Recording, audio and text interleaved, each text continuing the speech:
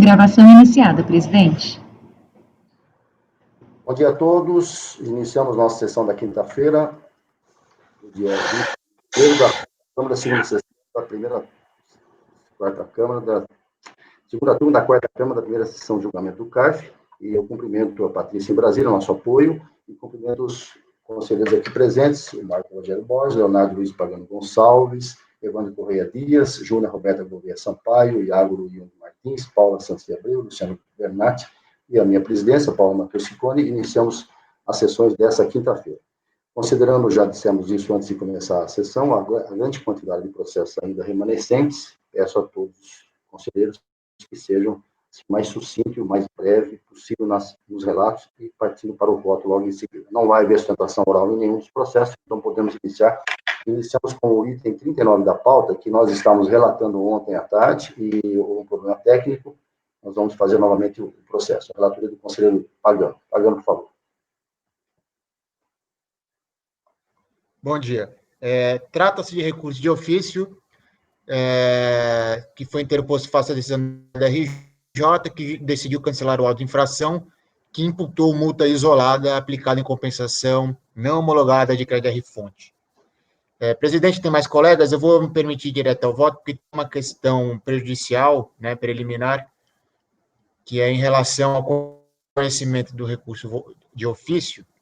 Como o valor do auto de infração, o valor nominal do auto de infração, na época, era de R$ 1.081.726,97, e com o advento da portaria do Ministério da Fazenda, na época, 63 de 2017, esse valor está abaixo do limite de alçada, sendo assim, que o limite de alçada é 2.500.000, sendo assim, eu deixo de conhecer o recurso de ofício. Basicamente, esse meu voto, tá? De forma resumida. Caso alguém tenha dúvida, por favor, é só analisar o auto de infração. Como ele é um processo de multa, uma auto de infração de multa isolada, não vai haver o acréscimo de multa. E nós, de acordo com a portaria, também não contamos com juros de mora, né? Então, desta forma, como o valor é abaixo do limite de alçado, deixo de conhecer o recurso de ofício. É como eu voto, presidente. Já conferi ontem e é isso mesmo, presidente.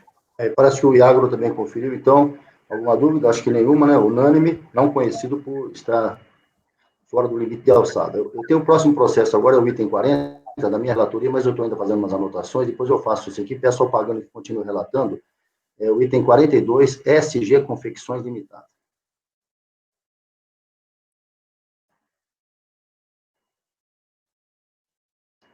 Ok, Pagano?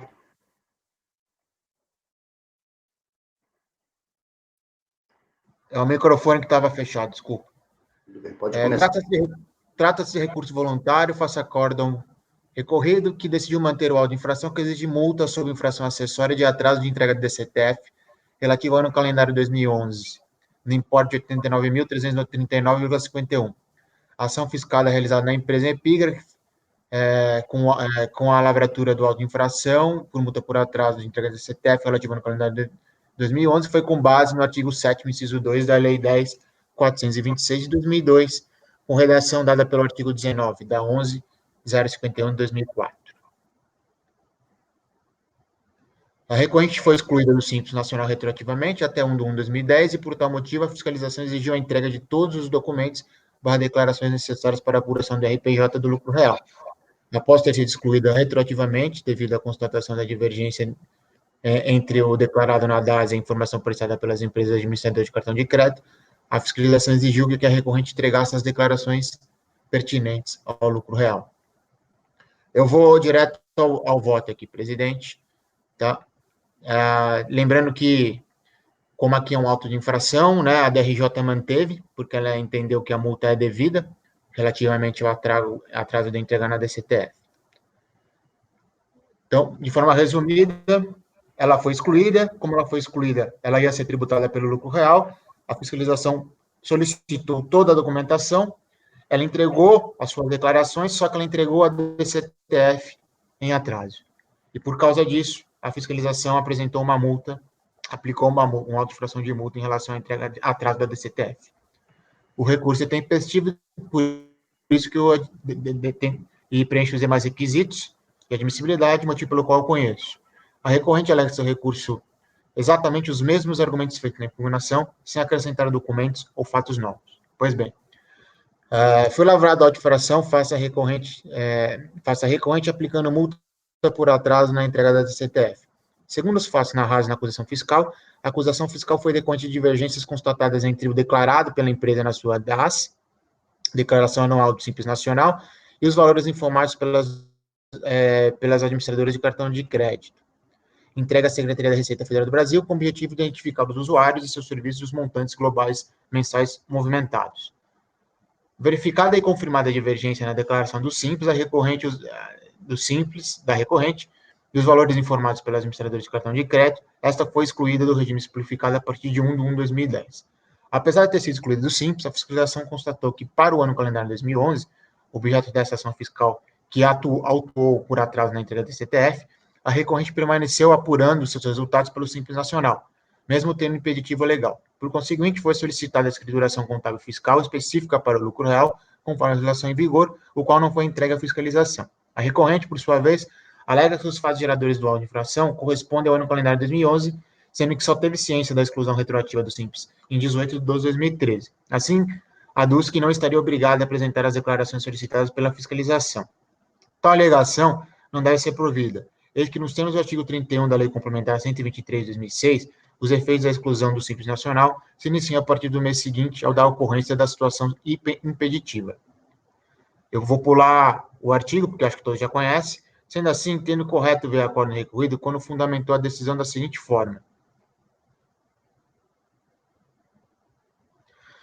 No entanto, conforme relatado, a empresa foi excluída do regime do Simples com os efeitos a partir de 1/1/2010, conforme o disposto no inciso 2 do artigo 31 da Lei Complementar 123. A ela aplica o artigo 31, aplica o que dispõe o artigo 30, e fala que o ato declaratório, de 1/1/2013, da DRF de Maceió, no seu artigo 2º, dispõe que os efeitos da exclusão ocorreram a partir de 1 de janeiro de 2010, que, de acordo com a consulta realizada no sistema Comprote, de folha 134 e 137, não consta a apresentação de manifestação de conformidade contra o referido ato declaratório de exclusão do Simples. Portanto, no ano calendário 2011, objeto da presente autuação, a contribuinte não se encontrava mais enquadrada no regime tributário do Simples Nacional.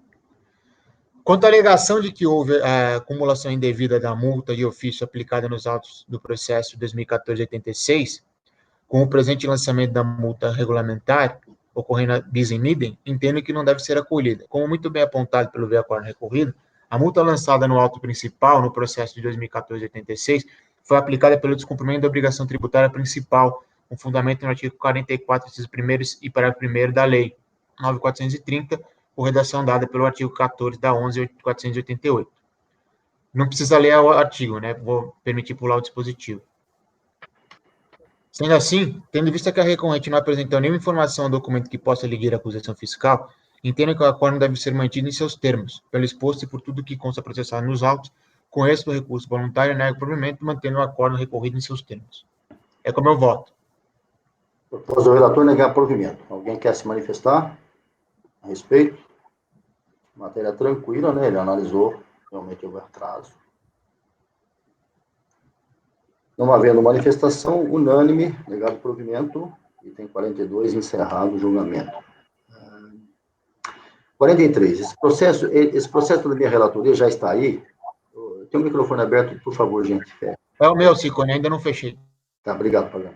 O item 43, é Brasil Card. Esse processo é um pouco mais diferenciado, tenho certeza, nós nunca julgamos aqui, e no CARF também não achei um processo. Até conversei com alguns colegas que também nunca tinham tomado conhecimento dessa matéria. Mas eu vou tentar resumir, porque o voto é um pouco longo, eu tive que me estender, mas eu vou resumir.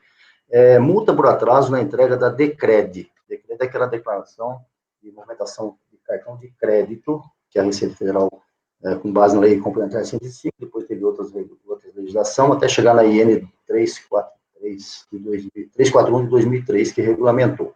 Essa multa é aplicada por falta ou atraso na entrega da DECRED, que ela é semestral, a entrega é semestral, 6 meses, claro, e a contribuinte deixou de entregar no segundo semestre de 2005, e a multa é de R$5.000 por mês de atraso, até a data da entrega. Duplicada em caso de emissão de auto-infração, que é o caso aqui. exatamente esse. Então, por R$10.000. Foram 33 meses, a R$10.000, deu R$330.000 de multa, o lançamento da multa.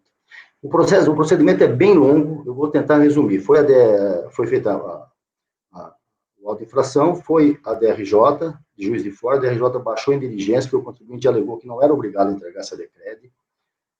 Depois nós vamos ver lá na frente isso. A DRJ baixou em diligência, foi lá para o mesmo fiscal que fez a autuação, o fiscal confirmou o trabalho dele, dizendo que não tinha sido entregue mesmo.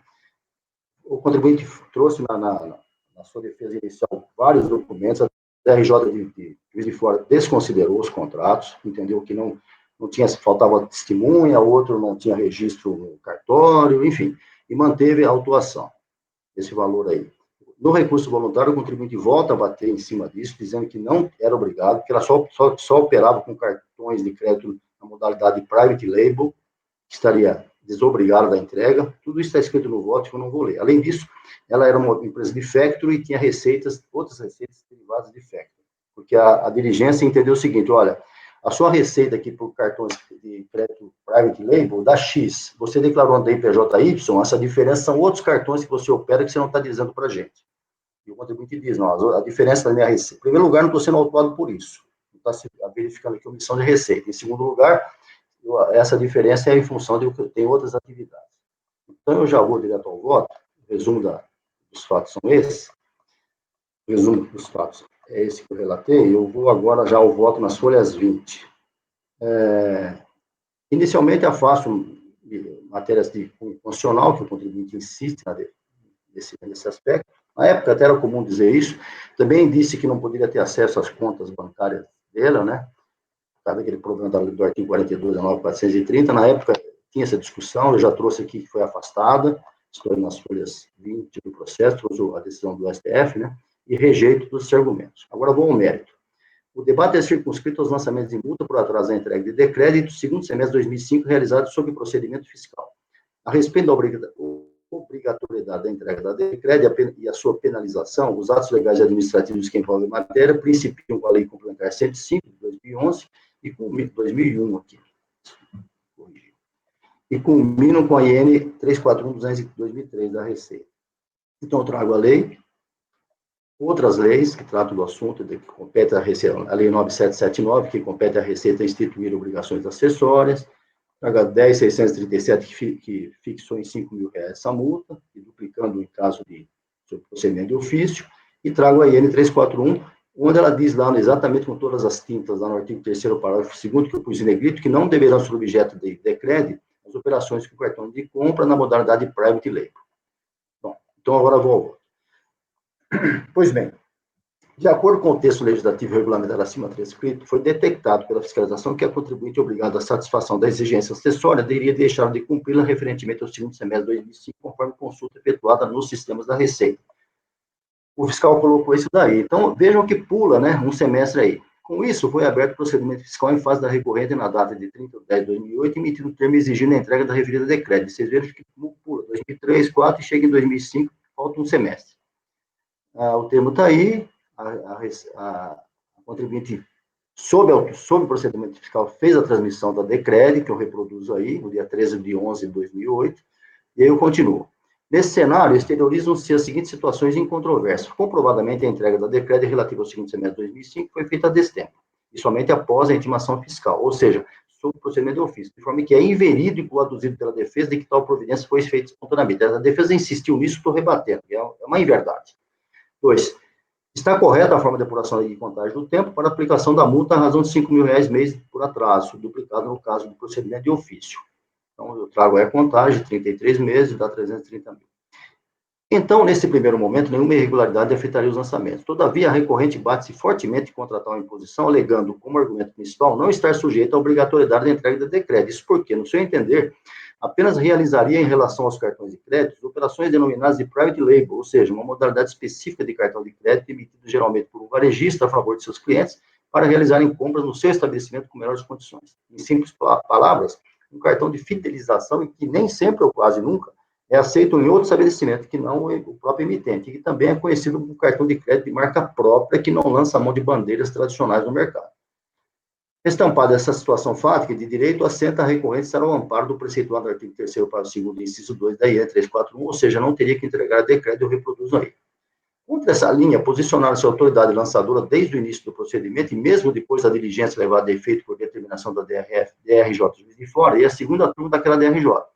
No primeiro caso, o externado no relatório de diligência de folhas mostra que a oposição aos argumentos da recorrente passaria pelo fato de que os montantes informados na DPJ do ano calendário 5, a título de receitas com as operações com cartões da modalidade Private Label, ficaram muito aquém dos rendimentos totais, sugerindo, o fisco, né, que a contribuinte teria outras fontes de renda e possuiria outras administrações de cartões de crédito. Veja-se a respeito. Eu trago aí as conclusões da diligência. Aí ele, com todas as letras, tá lá, a última delas, constata-se dessa forma que a fiscalização não fatura somente com operações private label, mas ela possui outras administrações, quer dizer, o fiscal está falando, afirmando isso. Já a decisão recorrida pelo voto condutor do relator, além de chancelar o entendimento da diligência, debruçou-se na análise dos 4 contratos que a recorrente juntou, visando comprovar se tratar de operações private label, e descaracterizou todos esses contratos, sob o entendimento de que ou não continha assinatura de testemunha, e por se tratar de instrumento particular entre as partes, deveria ter sido submetido a registro público na forma do artigo 221 do Código Civil. E 3, a contribuinte não teria comprovado que suas operações com cartões de compra foram emitidas por pessoa jurídica, cuja autorização fosse restrita à aquisição de produtos e serviços juntos ao seu estabelecimento ou de empresas ligadas à modalidade private label. Postos os fatos e as posições das partes, passo ao voto. Começo pela manifestação da diligência. Conforme lá dito, os valores obtidos como receitas pela recorrente na administração de cartão de crédito da modalidade private label estariam bem abaixo do faturamento do período, de modo que, por projeção do fisco, ela, recorrente, trabalharia com outras administrações de cartão de crédito, folhas tais. O que, embora não esteja escrito no parecer fiscal, sugere que a diferença teria suporte na presunção de operação com outros cartões. Assim, na posição do diligenciador, não estaria provada a hipótese da dispensa da decreto no artigo 3º, parágrafo 2º da IEM. Pois bem, de plano, há de se afastar a conclusão da diligência fundada em meras suposições sem prova. Eu explico. De fato, o valor da receita informada pela recorrente, como tendo sido obtida pelas operações com cartões de crédito private label, estão bem abaixo do seu faturamento, como citado na diligência, o que permite supor haver outras fontes de receita. Porém, e aí repousa o centro da discussão, essa diferença deveria ter sido averiguada e investigada pela fiscalização, quando da ação fiscal ou no momento da diligência, justamente para se apurar se a recorrente só trabalhava com essa modalidade de cartões ou se haveria outras, como foi sugerido. Na verdade, foi afirmado no parecer. Eu reproduzo aí. Em outras palavras, como a linha central de defesa da recorrente pontua que não estaria sujeita à apresentação da decreto por só operar com cartões de crédito corporativos, e 2, a autoridade fiscal insiste que a atividade da contribuinte não se restringiria a esse segmento, como mostra o parecer citado, o condutor da diligência deveria ter se aprofundado no exame da escrituração e dos documentos da pessoa jurídica, de modo a demonstrar cabalmente o que por ela a fiscalização foi assumido. Ao ficar, como ficou, no mero terreno projecional e mesmo assim concluir peremptoriamente que haveria outras operações com cartões de crédito, que não as apontadas, corporativos, implica em resvalar para uma presunção que não tem sustento legal e transfere ao acusador, no caso, o fisco, o ônus de provar o quanto alegou, o artigo 373.1 do CPC. Além disso, e muito mais que isso, a recorrente, como mostra seu contrato social, tinha como objeto social, à época dos fatos, as seguintes atividades, eu trago aí. Nesse rol de atividades, há, dentre elas, a de factor, ou seja, faturização, o que, aliás, consta na própria denominação social da contribuinte. E essa modalidade poderia, repito, poderia justificar a diferença apontada. Porém, do mesmo modo que dito antes, caberia à fiscalização essa averiguação, embora tenha tentado direcionar a contribuinte. Ou seja, o fisco tentou passar para o contribuinte essa obrigação, tá? Nessas folhas que eu citei. Agora, fazendo um parênteses a respeito. Há um detalhe que não pode ser ignorado. Além dos contratos relativos ao cartão de crédito Private Label, a recorrente firmou outros instrumentos com 2 de seus parceiros que utilizam tais cartões, no caso, Bento e Eugênia de Oliveira e Companhia e Supermercado Nobre Limitado, e para negócios envolvendo faturização. Ou seja, além dos cartões Private Label com essas empresas, ela também fez operações de factoring, o que por si só já aponta para a existência de outras atividades e outras presumíveis receitas. A esse respeito, ver os contratos juntados. Ora, o fisco é detentor de poderes investigativos que lhes permitem auditar a contabilidade e demais registros da companhia, de modo que, nesse caso, e mais ainda por força da diligência que lhe foi determinada pela DRJ, deveria tê-los usado, não me parecendo lógico que tenha buscado transferir tal missão ao sujeito passivo, salvo se esse tenha se recusado a exibir os livros, o que não consta nos autos, e mesmo que se constasse, poderia ter sido superado pelo fisco de várias formas.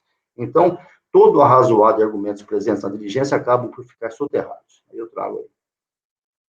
Pelo exposto, entendo que nessa parte a posição fiscal não se sustentou, sendo bastante plausível que a diferença entre a receita oriunda da atividade com cartões de crédito private label e informado em PJ tenha tido suporte nas demais atividades exercidas pela recorrente, inclusive factoring, e assim, por força do artigo 3º 2, inciso 2 da IN, a recorrente seria desobrigada e descompromissada de integrar a DECRED.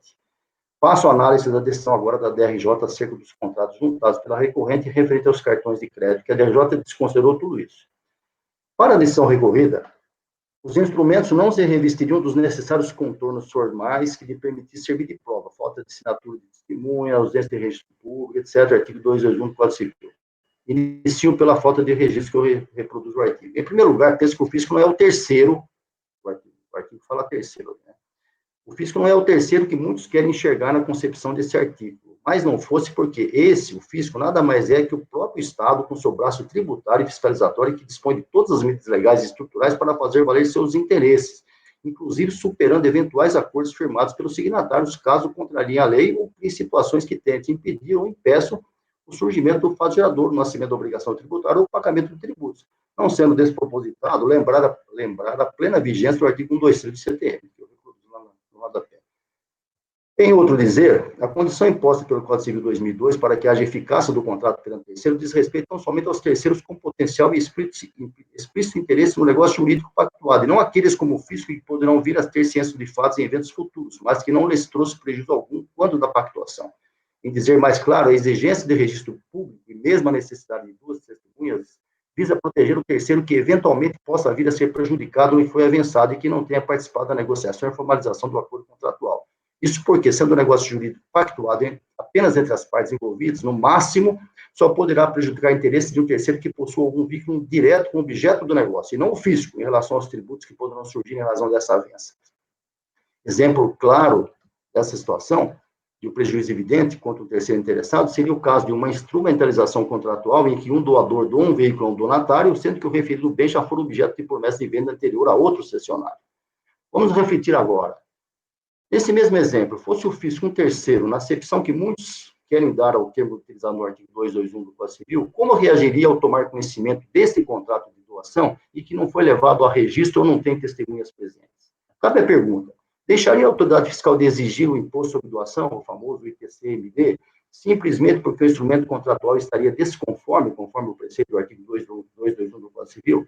A resposta certamente é não. Para o fisco, o negócio jurídico pode ser, no mais das vezes o fato gerador da obrigação tributária de pagar um tributo. No exemplo, o ITCMD pela doação do veículo. Sendo absurdo cogitar de autoridade fazendária recusar tal instrumento para a consecução de um lançamento, simplesmente porque esse contrato não teria sido levado ao registro público ou não tinha duas testemunhas. Mutatis mutandis, o que aproveita ao fisco deve aproveitar ao administrado. De outro giro, no CARF, a matéria que segue nesse trilho, valeu destacar o acordo tal, da nossa turma aqui, relatoria do conselheiro Caio, votado de forma unânime, a respeito desse assunto de registro de contrato, e se o fisco seria um terceiro, eu trago o voto do Caio, muito bem elaborado, né, e já vou pular, já vou lá na frente, citando, inclusive, a doutrina do Humberto Teodoro Júnior, a respeito desse assunto. E também há um outro acordo, o famoso caso Neymar aqui do CARF, julgado pela segunda sessão, está aí em negrito, até a Fazenda Pública não é terceiro interessado. Assim, continuo eu, já nas folhas aí, assumindo a mesma linha dos julgados do CARF, antes por reproduzido, peço vênia para discordar da decisão recorrida quando assentou ser frágil a prova fixada em contrato particular.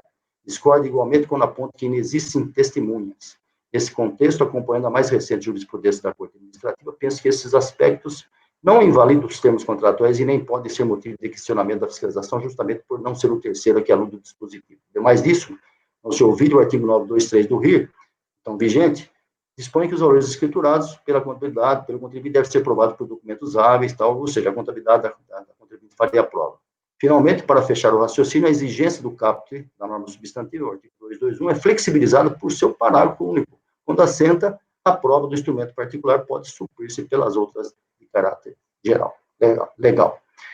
Então, é exata e robustamente o que se vê nos autos, especificamente os contratos e demais documentos juntados pela recorrente.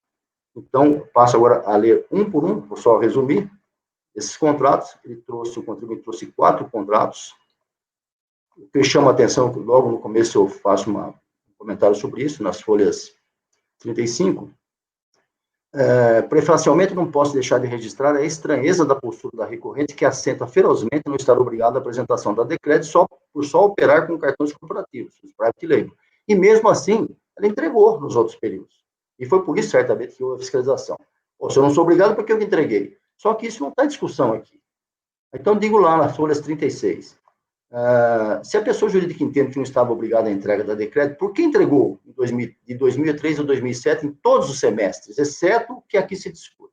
De qualquer modo, não se está em debate esse procedimento, mas sim saber se, no segundo semestre de 2005, a recorrente deveria ou não transmitir a Decred.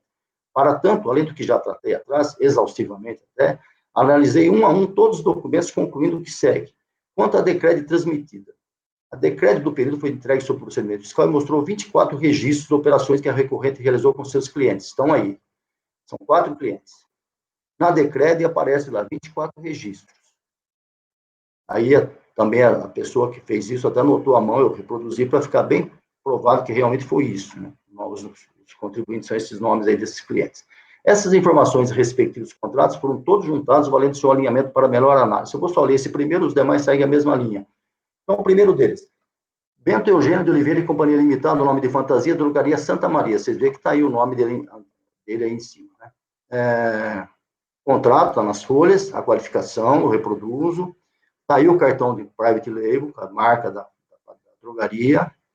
O relatório do faturamento obtido pela recorrente, ela tem apenas, evidentemente, uma participação pequena nesses valores. O recibo do pagamento que ela fez. E a relação dos clientes, aqui é uma relação extensa, dos clientes da cedente que utilizaram o cartão corporativo. Então, dessa empresa, dessa drogaria, esses clientes, cujo nome, evidentemente, eu reproduzi apenas parcialmente, por questões de sigilo pessoal, né? Então, estão aí os nomes das pessoas. É uma lista extensa de todas as pessoas que utilizaram esse cartão para comprar nessa drogaria. Aí eu escrevo lá em observações. Por motivos óbvios deixam de ser reproduzidos integralmente os nomes dos usuários. 2. Os valores que constam nos fechamentos parciais de prestação de conta refletem o montante do repasse feito pela recorrente a cedente Bento, que é o nome de fantasia drogaria Santa Maria, e que nesse período deu R$78 mil, que bate exatamente com o recibo que está em cima. E aí eu trato dos outros 3, todos na mesma linha, todos com comprovação dos pagamentos, de utilização, está aí o cartão, Supermercado Avaí, nas folhas 44, o repasse, e aí o outro contrato também dessa Supermercado Nobre, já nas folhas 48, também o cartão reproduzido. E vou para o resumo do caso concreto. Nos termos da legislação vigente, os operadores de cartão de crédito devem entregar a Decred. Não fazendo ou fazendo a destempo, a penalização de R$5 mil duplicada em caso de auto-infração. Excetua-se dessa modalidade, dessa obrigatoriedade, as instituições que somente operem com cartões private label. No caso concreto, aqui trata a fiscalização impôs a recorrente lançamento de R$330 mil pelo atraso. Durante o procedimento de suas peças recursadas, a recorrente insistentemente sustentou não operar com outros cartões que não do private label, que, confirmado, desobrigaria a entrega da Decred. Em razão do argumentado pela recorrente, os autos foram baixados de diligência e a DJ manteve o lançamento. Intimado a fazer comprovação, o contribuinte trouxe aos autos inúmeros documentos, analisados pela autoridade de diligência e pela turma julgadores, foram desconsiderados. Diferentemente do entendimento da fiscalização da decisão recorrida, a minha análise, agora o item I, a minha análise dos documentos encartados convenceu-me de que o ponto central de discussão, ou seja, se o recorrente operava ou não com cartões de crédito da modalidade private label, restou devidamente comprovado pelos documentos encartados e já objeto de longa explanação nesse voto. E com isso, nesse particular, a recorrente estaria desobrigada da entrega compulsória da Decred. Letra J, de outro lado, a respeito da posição fiscal de que a recorrente poderia ter realizado o procedimento com outros cartões de crédito, que manteria a exigência da Decred, e entendo que essa acusação teria que ser provada pelo fisco e não pela contribuinte. Primeiro, por quê? Por princípio processual, e não havendo previsão legal que inverte o ônus probatório, quem acusa tem que trazer a prova do que afirma. E segundo, porque se estaria impondo à recorrente fazer uma prova impossível, ou prova diabólica. Mas não fosse porque, além de ter que fazer prova contra si, teria que provar que não trabalha com outros cartões, ou seja, teria que provar o que não fez, e não o que fez. Seria o mesmo que exigir de uma pessoa que comprovasse que nunca esteve na Avenida Paulista, em São Paulo. Como vai provar isso, que nunca esteve lá? Poderá comprovar, sim, que esteve lá, com fotos, hospedagem em hotel, etc. Mas jamais conseguirá comprovar que nunca esteve lá. É uma prova impossível. Desse modo, cabendo ao fisco tal prova e não se desincumbindo de cumprir, o trabalho fiscal se fragilizou e, na mesma medida, o lançamento da multa, posto que, 1, o operações com cartões private label não exigem a entrega da Decred, e 2, para que a exigência permanecesse, deveria ter sido comprovado que a autuada operava com outros tipos de cartões, o que também não foi mostrado. Em face do exposto, que foi demonstrado, os documentos que constam, entendo que a recorrente consistentemente comprovou as operações que realizou. E outro giro, a fiscalização não conseguiu fazer essa demonstração. Assim, nesse cenário, entendo que cabe provimento ao recurso, de forma que, 1, não conheço do recurso em relação às matérias de cunho constitucional ou legal, e na parte conhecida, a ele dou provimento para cancelar o lançamento da multa da entrega da Decred, conforme a auto de infração de folhas 2, 16 e 24. Posso perguntar? Claro. Fazer um preâmbulo e depois a pergunta. Eu olhei a fiscalização aqui, e eu presumo que o senhor naturalmente olhou, e a intimação foi assim, ó, justificar por que não entregou a Decred, tá? E aí o contribuinte, na sua defesa, lá no procedimento fiscal, diz, não entreguei, eu acho que entreguei sim, e tal, e de qualquer maneira não teve dolo, culpa, tal. Ou seja, nesse momento, ele não traz nenhuma dessas matérias, tudo bem, tranquilo. Aí o fiscal, olha, tu não entregou, autuou. Para mim, nesse momento, estou fazendo um preâmbulo ainda, presidente, nesse momento, ele começou a inverter o ônus da prova. O contribuinte é que tem que provar. Então, nessa parte do seu voto aí, que o fisco deveria provar, para mim, não. É a mesma coisa que eu lá pedi, me traz os comprovantes dessas despesas. Não tem. Então, glosa. A partir de então, eu só aceito se me trazer todos os comprovantes. Então, no momento que no procedimento fiscal o contribuinte se exibe de alguma maneira justificar, para mim, inverte o ônus da prova. Então, nesse caso aqui, presidente, agora vem a pergunta. Os documentos que ele trouxe em fase de diligência da DRJ ou posterior nos autos são exaustivos, ou seja, contemplam tudo? Sim, para mim são exaustivos. São os contratos que ele firmou com essas empresas, toda essa utilização dos cartões, os valores bate com a DIPJ, bate com os recibos, bate com tudo, então. As provas que ele trouxe foram exaustivas, então. Claro, o que aconteceu no começo, você leu aí também, até a DRJ foi irônica numa posição, dizendo que a palavra usada foi essa, a graciosa informação da contribuinte que estaria procurando os recibos, foi até irônico. Eu acho desnecessário esse tipo de comentário, mas tudo bem. Exatamente, porque o que aconteceu no começo foi o seguinte, o contador do escritório de contabilidade provavelmente fez esse atendimento e disse isso aí, não estou achando, eu entreguei sim, mas não achei. Só que depois, naturalmente, trouxe um advogado nos autos, e aí partiu para a prova efetiva. Então, nesse primeiro momento, você tem razão. Olha, o procedimento de fiscalização está aqui, me dá as provas. Ele disse, acho que entreguei, talvez tente, mas depois ele trouxe. Então, aí... Depois, a minha dúvida é essa, presidente, não consigo olhar todo o processo aqui, né, mas a minha dúvida é essa. Os contratos, tudo que ele trouxe foram exaustivos, ou seja, contemplo todos os contratos do período. Tanto que eu reproduzi alguns aí, a única coisa que teve, não tinha registro, mas já afastei isso daí, para mim isso não é necessário. E o mais importante, todos os valores fecham com a DPJ, fecham com o pagamento, fecham com os recibos, fecham com a transferência. Fecha então, tá bom então. Aí eu vou, já antecipando meu voto, eu vou acompanhar pelas conclusões dessa parte do tocante do ônus probatório, aí que eu não concordo com o que o senhor expôs no voto. A única coisa que eu falei do ônus probatório foi que eu quis dizer o seguinte, talvez não tenha sido bem entendido nesse ponto, mas eu não disse que o fisco tem obrigação de provar. Eu disse que, nesse caso, quando o fisco disse, olha, me prova que você tem private label, ele falou, tá aqui, eu estou provando. Mas isso aqui não é suficiente porque não bate com a DPJ, então a diferença não é private label, é outra coisa. Então isso aí foi na esfera de diligência, já foi depois do fiscal. Mas faz parte do procedimento, né? Faz parte do... Não, aí eu discordo. Para mim, isso aí já foi esfera. Para mim, o motivo para fazer a autuação, naquele momento, já teve o bastante, tá? O fisco fez o necessário. Sim, a autuação, concordo, mas só para completar, mas pelo contrário, você me conhece meu modo de pensar a respeito de tudo isso aqui. Claro que nesse momento foi correto, só que no momento que o processo vai à diligência para instrumentalizar melhor tudo isso aqui, o fisco faz essa colocação, o ônus é dele, porque quando ele diz, olha, você provou se o private label, vai ser uma diferença, o resto é outra coisa, então ele tem que dizer qual é. Esse é o ponto. Mas tudo bem, entendi. Alguém mais quer se manifestar? Está aberta a discussão. Matéria nova, aqui nunca teve isso aqui no CARF, hein? Não achei nenhum julgamento. Eu estou só vendo aqui o relatório de diligência. Só para antecipar, então, presidente, eu vou para as conclusões também. Acho que no momento da intimação inicial que gerou a constituição da multa, ele não tinha apresentado a declaração e não tinha nenhuma informação adicional que justificasse a não apresentação. Sim, isso é verdade. Paulo, podemos ir?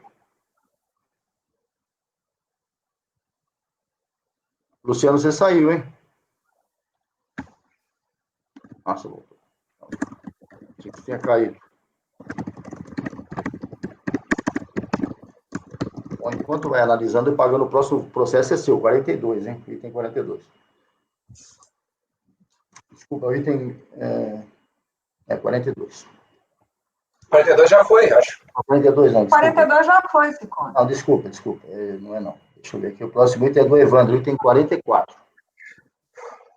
Vai preparando aí. Paula, podemos concluir? Está sem microfone. Estou só terminando de ler aqui o...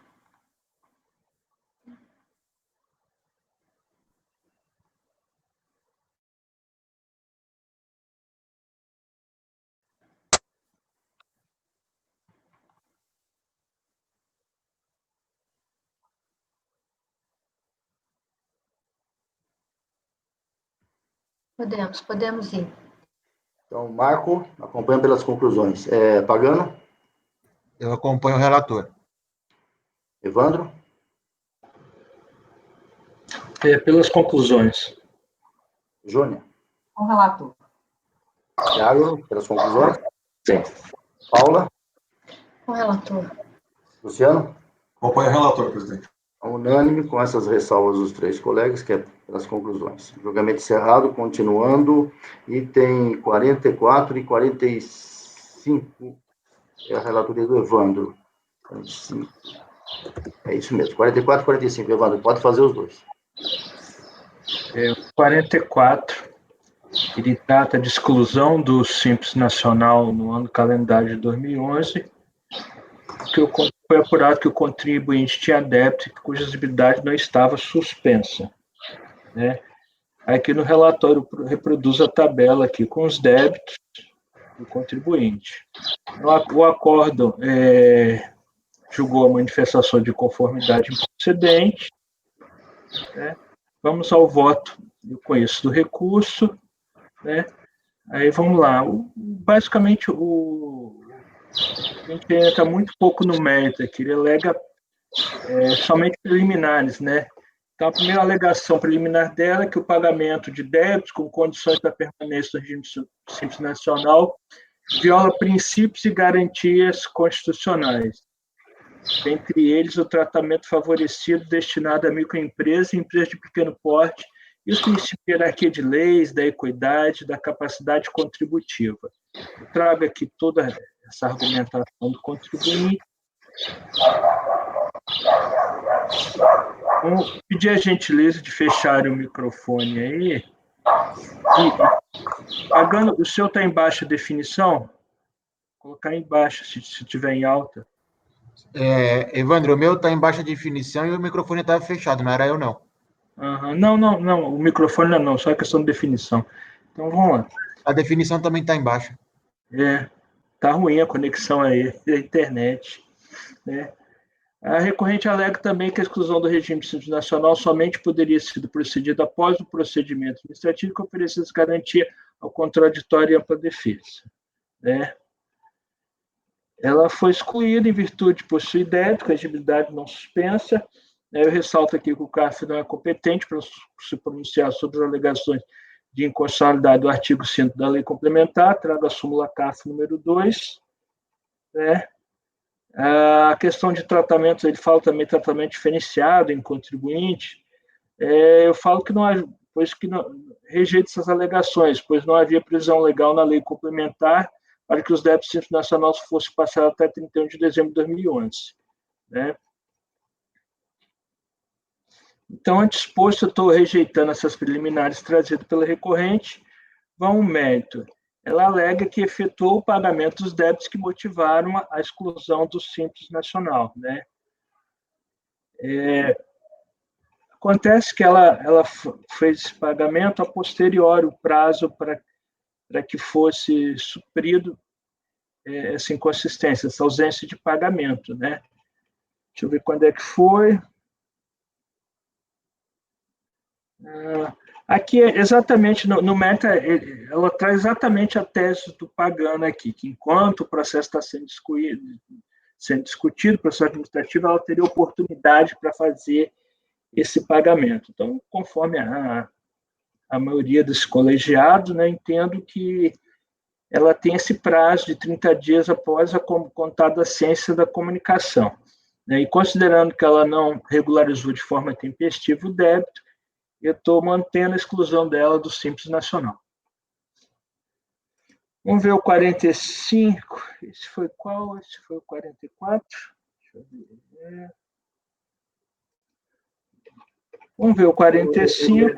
Evandro, só um minutinho, Evandro. Pera um pouquinho, vamos voltar esse primeiro, né? Alguém discordou? Alguém tem dúvida sobre isso? Pagano quer se manifestar a respeito aí, que geralmente tem inveja nesse aspecto aí? O contribuinte parece que usou a mesma tese que você tem aí. Não, eu não tenho manifestar. Eu não vou me manifestar, mas na hora de votar eu só vou divergir, presidente. Não, mas Porque... eu estou colhendo o voto mesmo, porque antes de fazer... Tá? Sim. Então, o único que tem essa divergência nesse aspecto, não sei se os demais... então eu vou divergir porque houve o pagamento, né, Evandro? Conforme é isso. É isso, Evandro. Novo pagamento, deixa eu ver aqui. Acho que novo pagamento não, ele está discutindo, ele está falando que tem até o termo do processo para pagar. Deixa eu ver aqui. A posição do Pagano, além de achar que tem mais prazo, o contribuinte teria que pagar mesmo fora desse prazo. É essa a posição dele. Ele teria que trazer até a DRJ, ou no máximo até recurso voluntário, o comprovante do pagamento total do débito. Se ele não trouxe, aí eu concordo com você. Não, acho que ele só está discutindo que enquanto tiver o processo, ele tem esse prazo, Pagano. Não, então não. Então é com o relator, presidente. Com o relator. Alguém mais? Quem quer divergir alguma coisa? Então, unânime, negado provimento. Pode agora para o 45, Evandro. O 45 é a mesma situação. Muda um pouco as preliminares aqui que ele alega, mas é a mesma situação. A exclusão, em 2013, o débito com exigibilidade suspensa. Né? Vamos ver, ele só muda um pouco as alegações dele. Ele fala da inconstitucionalidade da lei, primeiro, depois da legalidade das normas administrativas, depois do pedido por instauração de processo administrativo para contestar os débitos fiscais que motivaram a exclusão do Simples Nacional, né? Os efeitos suspensivos da manifestação de conformidade, né? Então, nas preliminares aqui, a primeira questão dos princípios constitucionais, eu estou afastando, vídeo a súmula do CARF, princípios. Aí ele sustenta que a exclusão somente podia ter sido, por exemplo, após o procedimento administrativo, que oferecesse garantia de contraditório para a defesa. Ele está tendo aqui, né? Exatamente esse processo ele está tendo a garantia da ampla defesa, né? Os débitos, ciência do ato, né? Também, basicamente, estou rejeitando. E efetuou. Ele alega, nesse caso aqui ele efetuou. Né? Porque isso aqui é o ano seguinte, ele vai lá e faz o pagamento, né? Só que ele faz o pagamento após o prazo, aí se encaixaria na tese do Pagano. Né? Aqui eu estou dizendo que não foi tempestivo. Né? Então, no ano anterior, ele não tinha feito o pagamento ainda. Aqui ele já fez o pagamento, mas faz após o prazo de 30 dias. Então, eu estou negando provimento também. A posição do relator é negar provimento, basicamente exatamente igual, né, quase igual ao anterior, apenas com essa modificação de que o contribuinte, mesmo a desse tempo, teria feito o pagamento. Pagando, nesse caso, a sua tese, é isso, né? Então, unânime, a maioria de votos com a divergência do Pagano, julgamento encerrado. Eu estou adiantando a decisão, mas se alguém discordar, me avisa, hein? Então, seguindo agora é seu Luciano, Churrascaria Pinheirão, item 46. Perfeito, presidente. Pode relatar aí o voto. Tá. Já está na pasta, é do primeiro dia esse, né? Vamos lá. É um recurso voluntário, débitos com exigibilidade não suspensa, são 2 inscrições em dívida ativa. A manifestação de conformidade alegou que, quanto à inscrição de final 90, está em execução fiscal, foi apresentada exceção de executividade, pois essa teria sido compensada. Além disso, estariam prescritos os débitos. Quanto à inscrição final 47, também em execução fiscal, foram impostos embargos de execução com garantia, também teriam sido compensados. Foram inscritos em dívida ativa os débitos já extintos, alegou manifestação, oposição, embargo, suspende exigibilidade, sob multa por atraso da entrega, esta foi quitada. DRJ em procedência, na inscrição 90, foi reconhecida a prescrição pelo Judiciário. Enquanto a inscrição 47 não houve trânsito em julgado, por isso foi a improcedência julgada, né, da DRJ. O recurso voluntário da DRJ não teria observado duplo efeito de recurso TRF3 e as garantias do embargo suspendem a exigibilidade. Vou para a tempestividade, presidente, lá no parágrafo 9º, tempestivo e também atende os requisitos de admissibilidade. Parágrafo 11. Como a DRJ reconheceu... Esse aqui eu gostaria de ler, presidente, não é muito extenso, não. Exatamente porque é uma questão relacionada ao processo.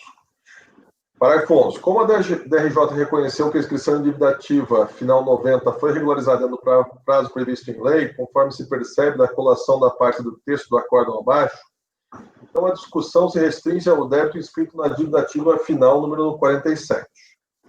Sobre os débitos inscritos em dívida ativa no final 47, esse foi objeto de execução número final 80, foi 71, numeração atual final 14. Em análise aos débitos de execução do contribuinte, folha 120 e 126, número final 2, numeração atual 14, conforme DRJ, folha 158, o magistrado decidiu que teria havido a incidência da prescrição sobre os débitos.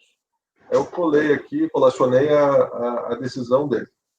A sentença de primeiro grau foi confirmada pelo TRF3, sendo que essa transitou em julgado conforme se percebe das colações abaixo. Tendo em vista que a sentença declarou que os créditos estavam prescritos e que tal prescrição se daria antes de novembro de 2003, considerando ainda que o ADE é de agosto de 2008, mas que a ciência da comunicação da exclusão se consumou apenas em 2011, folha 114 e 115, bem como que a prescrição se constitui como forma de extinção do crédito tributário, nos termos do artigo 1565 CTN, então, há de se reconhecer que os débitos em questão não podem emanar efeitos no sentido de restituir a contribuinte do Simples, com base no artigo 17, inciso 5 da Lei Complementar 123. Desta forma, sendo afastada a causa da exclusão, deve a recorrente ser mantida no regime simplificado. Diante do exposto, voto no sentido de conhecer o recurso voluntário para, no mérito, dar-lhe provimento, de forma a anular o ADE e manter a recorrente do Simples Nacional. Foi decisão judicial e transitada em julgado e que reconheceu a prescrição antes da notificação do ADE. Esse assunto já é um pouco diferente, então gostaria que discutisse um pouco melhor. Ô, Luciano. Oi. Então, na verdade, o que aconteceu foi a sentença, ela foi anterior ao ADE, a decisão? Não. A sentença foi posterior, só que ela reconheceu a prescrição anterior. Ela falou, tá, entendi, porque eu não estava entendendo, falei, mas então por que, né, só se for porque não tinha dado baixa, etc. Então, ela tinha um débito, esse débito gerou o ADE, e depois o judiciário reconheceu que ele estava prescrito. Não é isso? Isso. Ok. Para mim, eu tô... Era delimitando direitinho, Luciano? Só tinha um débito, era só esse débito, e esse que foi causado? Não, inicialmente, presidente, eram 2. Só que a sentença saiu antes da decisão da DRJ. Daí a DRJ falou, olha, esse débito aqui, o judiciário reconheceu a prescrição antes da nossa, então reconhecemos. Só que a decisão judicial sobre esse débito que nós estamos falando agora, de final 47, né, da inscrição final 47, não tinha saído ainda a sentença. Aliás, já tinha saído a sentença, mas não tinha transitado em julgado, na época da DRJ. E a RJ falou, olha, não transitou em julgado, não reconheço. Aí veio para a gente, o CARF. Nesse meio tempo, entre o julgamento que nós estamos realizando agora, transitou em julgado no TRF3 a sentença sobre o outro débito. E aí eles falaram, olha, ocorreu a prescrição em 2003. Então, aí eu estou aplicando a extinção, né? Porque, na verdade, o ADE foi notificado em 2011.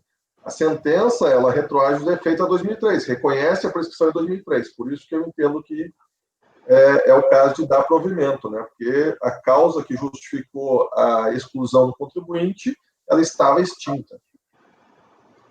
E no caso, só uma pergunta, quando saiu esse ato, o contribuinte não alegou que estava discutindo isso judicialmente, nada? Alegou, presidente. Ele, inclusive, um dos argumentos dele foi que havia exceção de pré-executividade. Não, desculpa, nesse caso não era exceção de pré-executividade, nesse caso era embargos e estava garantida a dívida. Ele falou, olha, a garantia, né, suspende a exigibilidade. Só que o DRJ negou. Eu entendi. Eu já estou em condição de votar. Alguém mais quer se manifestar? Não, o curioso só que o valor não é pequeno, né? Geralmente a gente vê essas prescrições de valores pequenos, é 20 mil reais na época, né? É curioso que a PFN... Que ano é isso aí? O valor o valor é bem antigo, de 98, eu acho. 98, 97. 98. Não era esse valor, não, porque eu acho que 30 mil foi em 2010, 30 mil, né? Que acho que é hoje o valor, né? Não sei se era... Se não me engano, é 20 mil o valor que a PFN abre mão, né? Salvo engano. Hoje acho que é 30 mil, mas na época talvez fosse bem menos, né? Com certeza. Mas estou olhando aqui... execução fiscal, gente? Oi? Qual é esse negócio de abrir mão que vocês estão falando? Abrir mão, a PFN não executa valores inferiores a um limite. Sim, mas nesse processo ela executou. Tanto que ele está falando de embargos de execução. Então, só que ele atrasou. Então, Marco, executou, é que o juiz entendeu que está... Não, eu quero dizer que a PFN comeu bola, então, né? Porque deixou prescrever, né? Isso acontece, né? Isso aí vai fazer o quê? É esse excesso de trabalho. É relevante aqui, né, nessa discussão. É excesso de, às vezes, excesso de trabalho, isso acontece. Não, mas é isso aí, acompanhe. Pagano. Acompanho. Evandro. Sei lá, acho que eu estou olhando o processo errado aqui. Então, olha aí, você, de repente, nós todos estamos dando o processo errado, você está vendo certo. É o 46. Final 73, Evandro. Churrascaria Pinheirão. Ah, tá, desculpa, eu estou olhando o processo errado mesmo. Eu acompanho. Não, é Pinheirão, mas o final é 13. Desculpa. Eu abri é porque o cabeçalho está errado, né, Luciano? Tá? Tem que pegar lá da pauta, não pega do processo. Os colegas às vezes se atrapalham. Pega da pauta. A pauta melhora.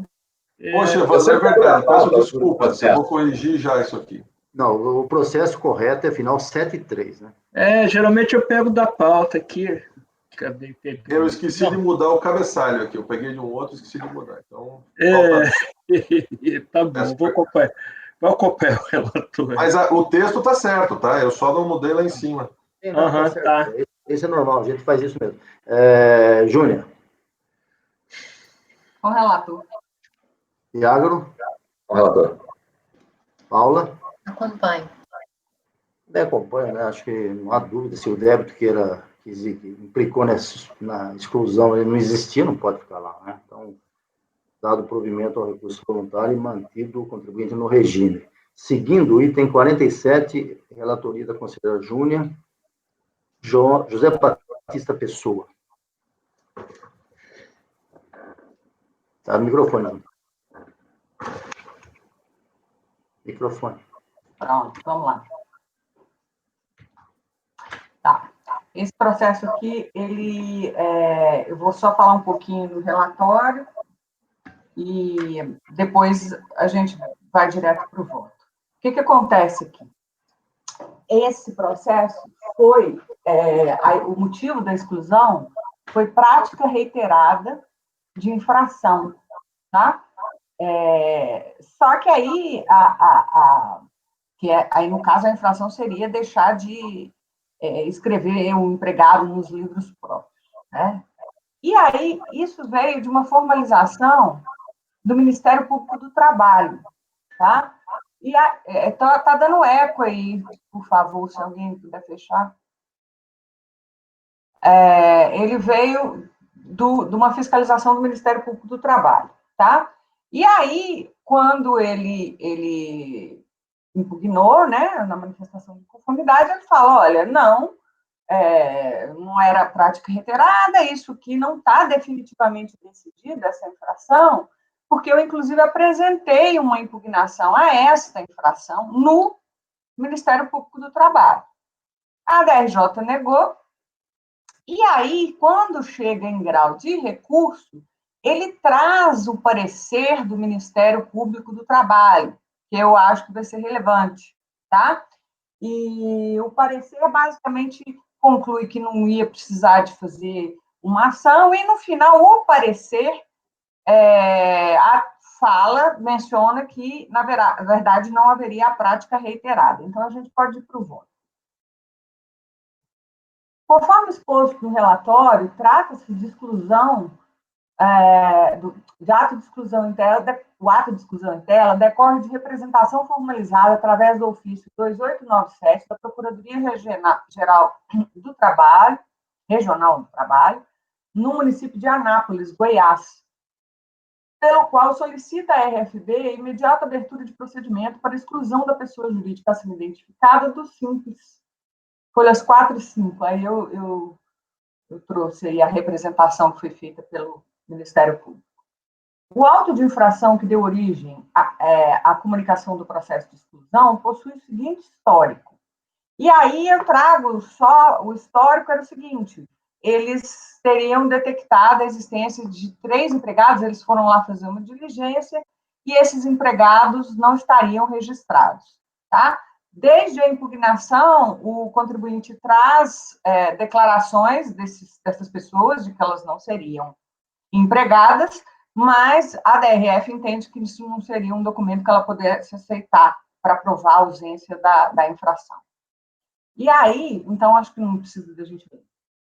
Diante da exclusão do regime do Simples Nacional, a hora recorrente apresentou manifestação de inconformidade, na qual alega inexistência da infração, juntando, para tanto, as mesmas, né, as declarações de vínculo de 3 prestadores de serviço. Alega também que a Receita Federal não poderia fazer a sua exclusão do Simples, uma vez que teria impugnado a autuação junto ao delegado regional do trabalho em Goiás, o qual teria proferido até mesmo decisão, que não teria proferido decisão até o momento, que era a decisão da DRJ, tá? E aí a DRJ, eu coloco aí os motivos, tá?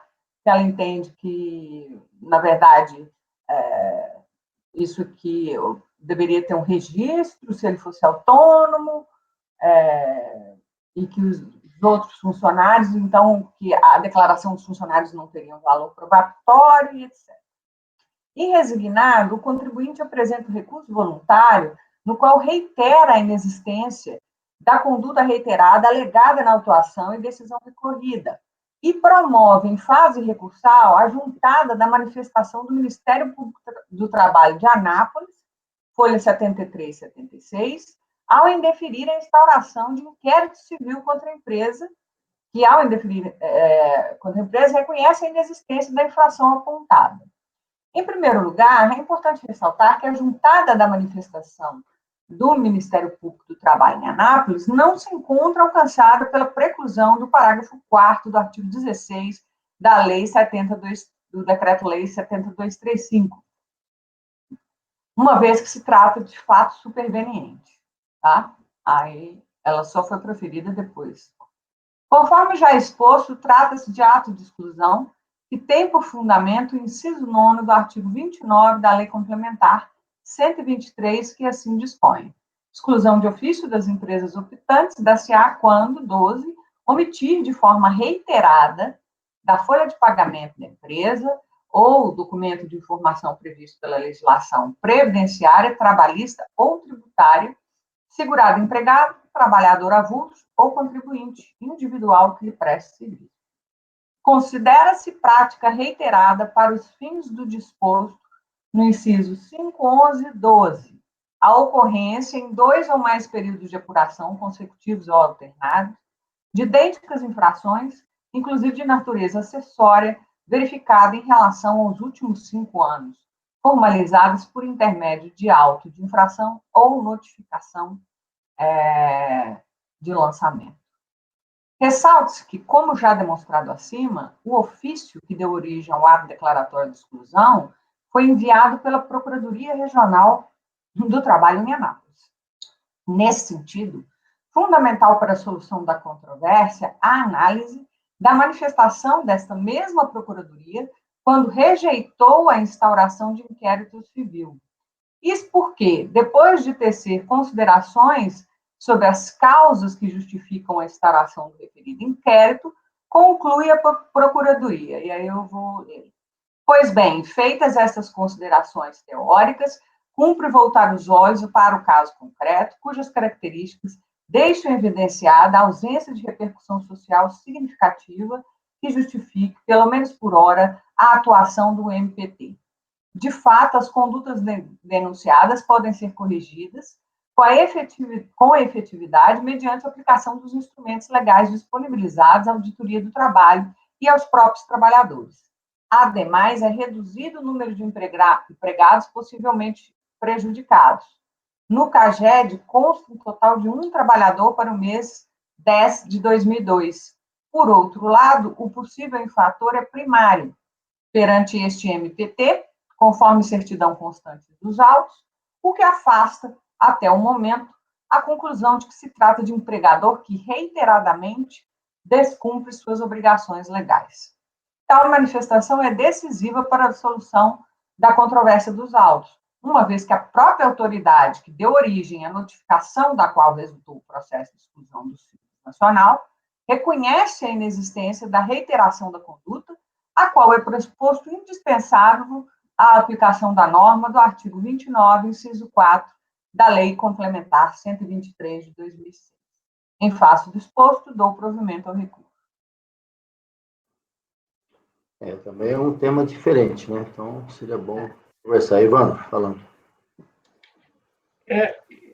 Pensando aqui que eu não concordo muito por essas razões, porque eu podia ter mais de um auto de infração lá, 2, 3, e ter somente uma representação dessa aqui do Ministério Público. O réu seria primário ainda, mas a conduta do contribuinte seria reiterada, ou seja, aqui a gente já está na fase de representação do Ministério Público, né?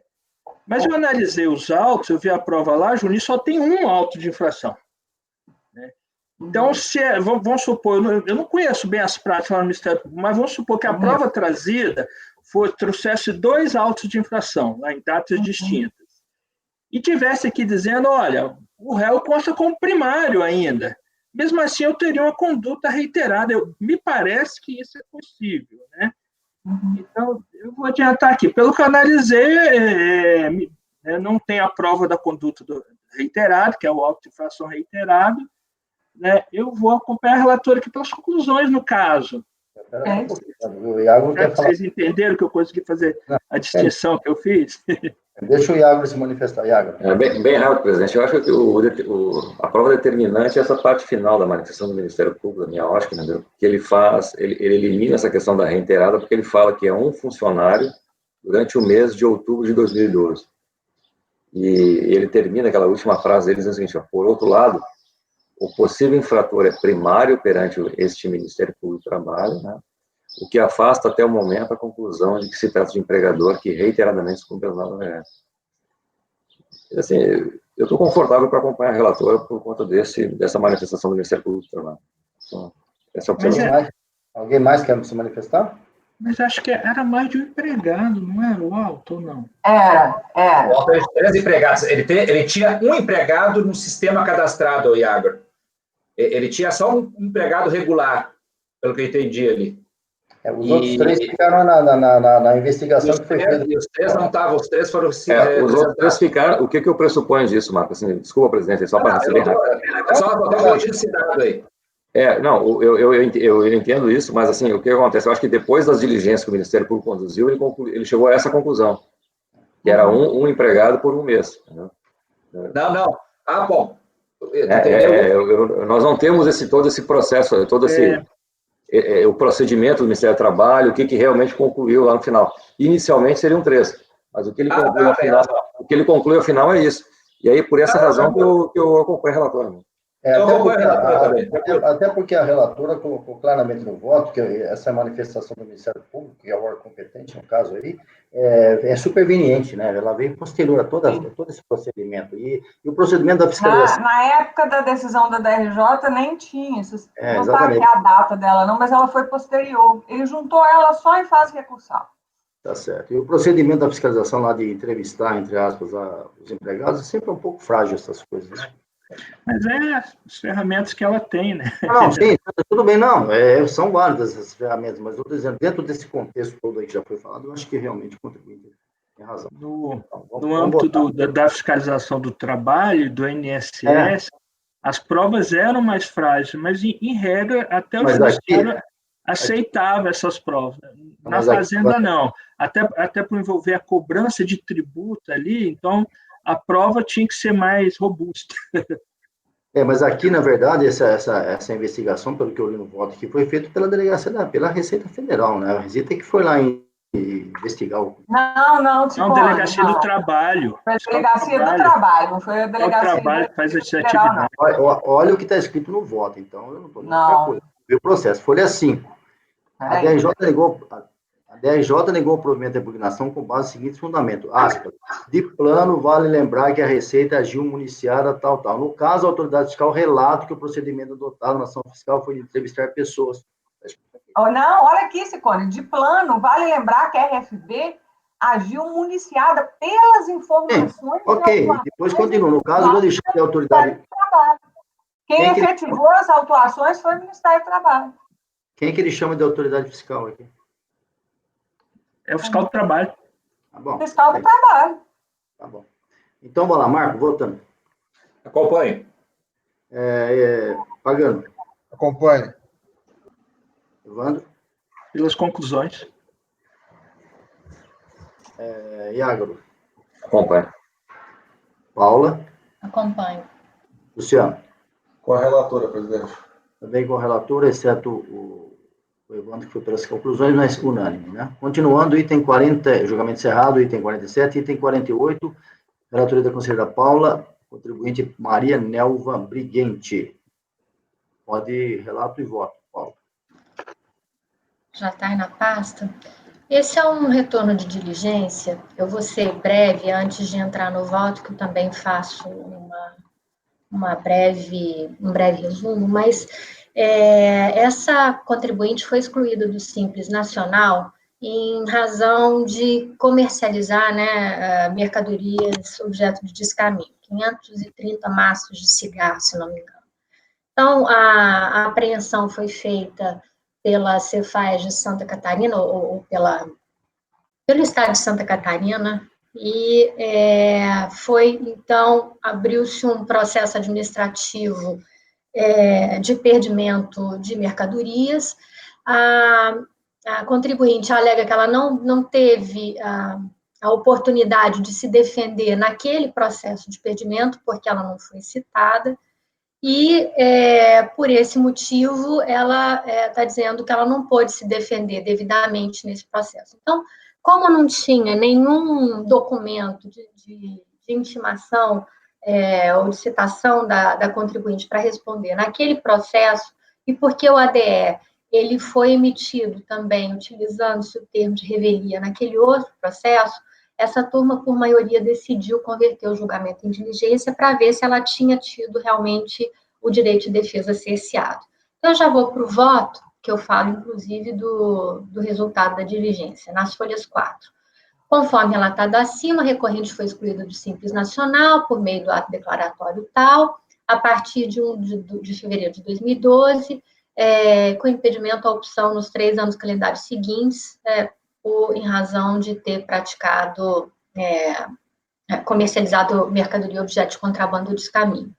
Aí a representação fiscal para a exclusão do Simples Nacional, eu ponho aí, né, que o interessado foi autuado como resultado de perdimento, no perdimento de mercadorias de procedência estrangeiras, e que aí eu grifo que há declaração de revelia em relação ao interessado. Face ao constatado, propõe-se a exclusão de ofício do Simples Nacional.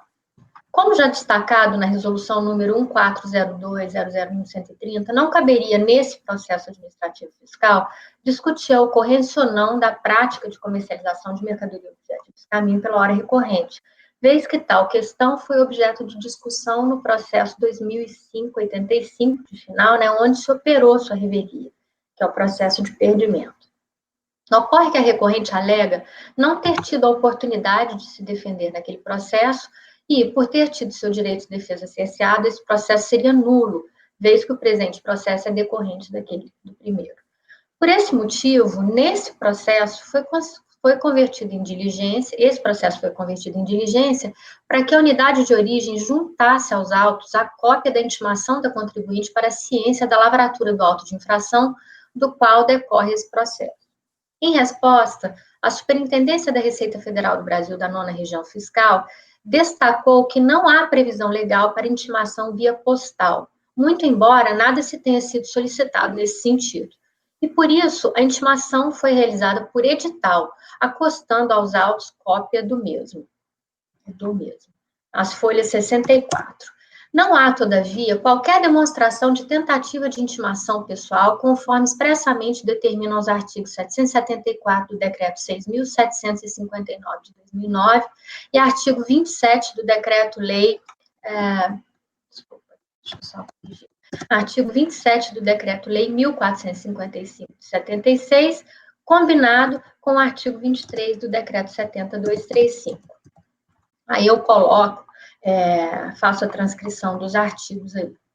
Nota-se que, diferentemente do entendimento da autoridade fiscal de que o artigo 23 do Decreto-Lei 1.455 de 76 seria legislação específica aplicável aos processos de perdimento de mercadoria por contrabando ou descaminho, e que este não prevê ordem específica de preferência para a citação do administrado, podendo ser ela pessoal ou por edital, a percepção dessa relatora se alinha ao disposto no acórdão de número, aí eu cito o número do acórdão do Paraná, julgado em 17 de novembro de 2014 pela 3ª turma do TRF4, que assim esclarece. Eu vou ler só os trechos que estão grifados aí. Somente após ter havido insucesso na tentativa de intimação de parte da interessada por um dos meios previstos no artigo 23 do Decreto número 70.235 de 72, não deve prevalecer a aplicação do artigo 27 do Decreto-Lei 1.455 de 79, pois esse decreto não disciplina completamente o rito de citações e intimações, mas apenas prevê que as intimações serão feitas pessoalmente ou por edital. É preciso reconhecer que a citação por edital deve ser usada em situações excepcionais, como quando o contribuinte não pode ser encontrado ou quando estiver localizado em local incerto ou inacessível, ou nos casos expressos em lei, conforme previsto no artigo 256 do Código de Processo Civil. Outro sim, diante do resultado da diligência, é forçoso reconhecer que a recorrente não foi adequadamente citada para se defender da autuação de comercialização de mercadoria objeto de descaminho. Repisa-se que, conforme já mencionado, artigo 774 do Decreto 6.759 de 2009, que regulamenta a administração das atividades aduaneiras e a fiscalização, o controle e a tributação das operações de comércio exterior, é o auto de infração que apresenta os fatos imputados ao contribuinte, o enquadramento legal e os prazos de impugnação, sendo o termo de início de apreensão apenas uma parte do referido documento. Aqui é porque um dos argumentos é que ela assinou o termo de início de apreensão, e isso supriria a intimação para responder no processo de perdimento. Mas até esse termo de início de apreensão também foi lavrado pelo Estado, e não pela Fazenda Nacional, né, ou pela Receita Federal. Por esse motivo, é fundamental que o contribuinte seja devidamente intimado do auto de infração para que possa exercer seu direito ao contraditório e à ampla defesa. Até porque o termo de início e apreensão foi lavrado pela Secretaria de Estado da Fazenda de Santa Catarina e o auto de infração só foi lavrado dias depois pela Secretaria da Receita Federal, sem que se tenha dado ao contribuinte ciência dos efeitos na esfera federal da apreensão das mercadorias em seu estabelecimento. Cumpre salientar que não se trata aqui de julgar a validade daquele processo administrativo, mas sim avaliar se as consequências decorrentes daquele processo poderia provocar os efeitos que são objeto deste processo. Não tendo tido, assim, a oportunidade de se defender das imputações que lhe foram impingidas, é de se reconhecer que assiste razão à recorrente quando requer a nulidade deste processo, nos termos do parágrafo 1º do artigo 59 do Decreto 70.235, de 72, vez que o julgamento desse processo decorre diretamente do resultado daquele, onde a recorrente poderia se defender da autuação por comercialização de objetos, de mercadorias, objetos de descaminho.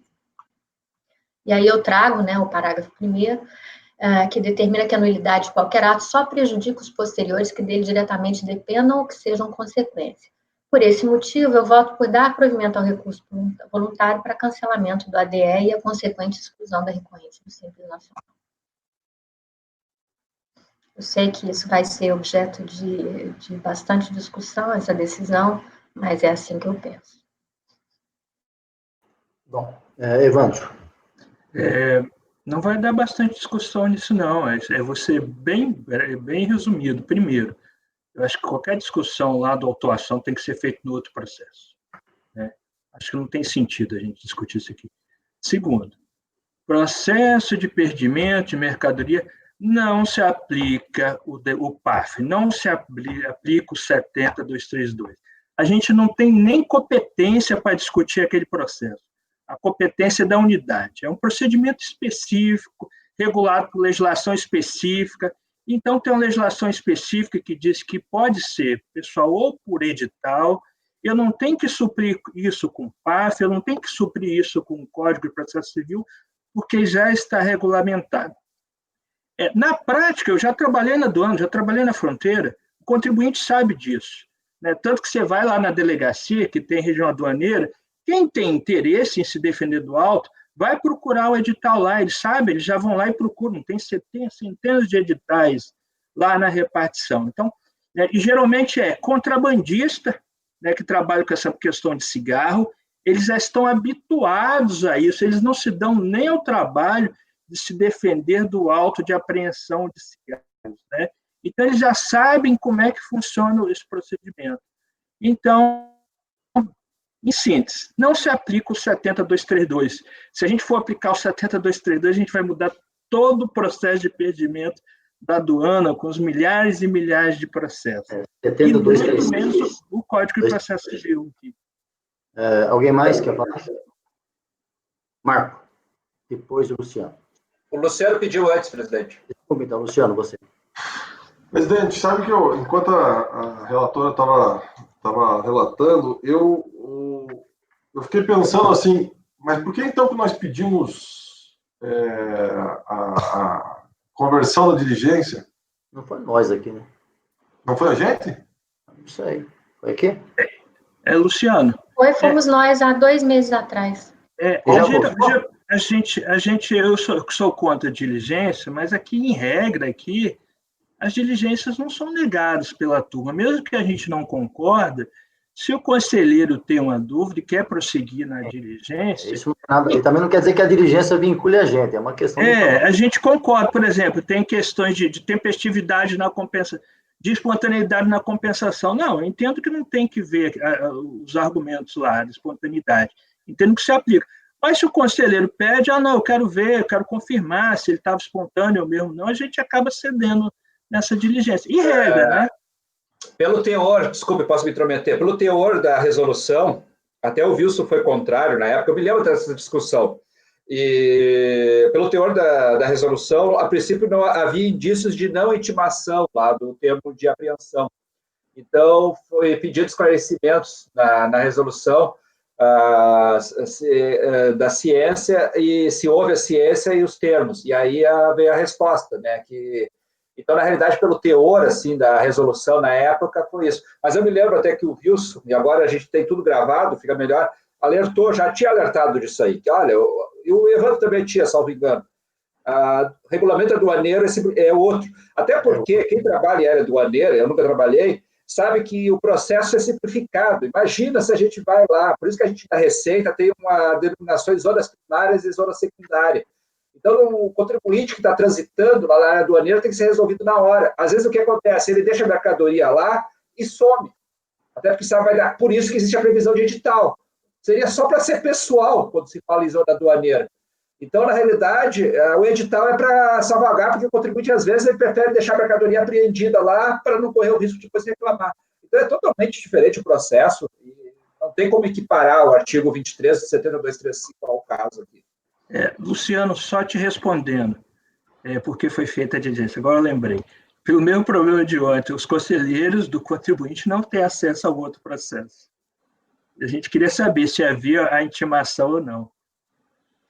Tá, não, presidente, posso manifestar aqui? Claro, pode falar. Na verdade, veja, eu não estou dizendo que nós estamos vinculados a... Não, ele está perguntando por que foi baixado. Eu entendi, Luciano, sua posição. Mas é que assim, a gente também não pode, Evandro, a gente também não pode prorrogar o prazo, né, sem um motivo. Ou seja, converter em diligência sem motivo. Mas, enfim, era isso aí. O motivo foi esse. A Paula ficou na dúvida se tinha ou não ciência, só que ela não tem acesso a outro processo, entendeu? Foi isso mesmo, Evandro, eu lembro também, foi exatamente isso. Vou colher os votos, então, já debatemos a proposta da relatora pelas informações, aliás, um voto muito consistente nesse sentido, né, a posição dela muito bem sustentada, de que deveria ser permitido ao contribuinte todo esse procedimento que nós acabamos de falar agora. E é com contraposição do Marco e do Evandro, que o procedimento da Receita nessa área é específico. Então, o Marco, votando pelo que disse, vai divergir, confirmando. Presidente, pelos motivos já expostos anteriormente, eu, muito respeitosamente, diverjo da relatora para negar provimento, porque não se equiparam as duas situações de ciência, dos dois decretos, e aquele outro processo já está resolvido. Então, aqui só se replica os efeitos da outra decisão. Então, diverjo para negar provimento. Pagano? Eu peço vênia à doutora relatora pelo excelente voto, mas eu também entendo que isso deveria ter sido resolvido no outro processo. Nós não podemos advogar especialmente para determinado contribuinte, não estou falando que isso ocorreu aqui, mas a gente não pode estender a discussão de um processo para o outro. Sendo assim, eu vou com a divergência. Evandro? Eu vou acompanhar a divergência. Júnior? Existe uma norma específica, né, para citação no processo de perdimento, então eu acho que não tem sentido falar na aplicação do decreto 7235 aqui. E acho que também a gente, nesse caso, não teria competência. Eu acompanho a divergência. Iágaro? Com a divergência. Luciano? Com a divergência, presidente. Eu vou com a divergência, embora ressalve mais uma vez que o voto da conselheira foi muito bem sustentado dentro dessa posição, inclusive de permitir ao administrado, né, maior possibilidade de defesa, mas esbarra realmente na legislação, que é bem clara, né, inclusive ela traz no voto dela, né, que pode ser qualquer uma das duas formas aí, né, inclusive edital, e esbarra naquilo que o Evandro falou, que já trabalhou na área aduaneira, da celeridade desses casos. Imagina se cada vez que a Receita tivesse uma apreensão, uma mercadoria, tivesse todo esse procedimento, e afeta até um pouco o nosso costume, né, no nosso direito, mas que é em função dessa situação, que é o procedimento de aduaneiro, né? Então, nesse ponto, acho que também acompanha a divergência e designo o conselheiro Evandro, que é o nosso representante da Receita Federal, que trabalhou na área aduaneira, para fazer o voto vencedor. Seguindo... Julgamento encerrado, acho que é da conselheira Paula o próximo processo ainda, e é mesmo, item 49, Orlandi José Cordeiro de Souza. Esse caso é exatamente igual ao anterior, com os argumentos de defesa também iguais. Então, eu vou aproveitar a oportunidade do tempo da relatoria do meu voto e só explicar que em nenhum momento aqui eu estou tratando da nulidade no outro processo, como foi sugerido aqui, tá? E tampouco também estou advogando para o contribuinte, que eu acho que isso de forma alguma isso aconteceu. Realmente o voto foi prolatado com os argumentos assim que foram tratados. Só um minutinho, doutor Paulo. Não, só um minutinho para colocar uma coisa. Eu acho que esse aspecto nem é necessidade de falar. Os votos são extremamente técnicos e não tem nada a ver nesse sentido.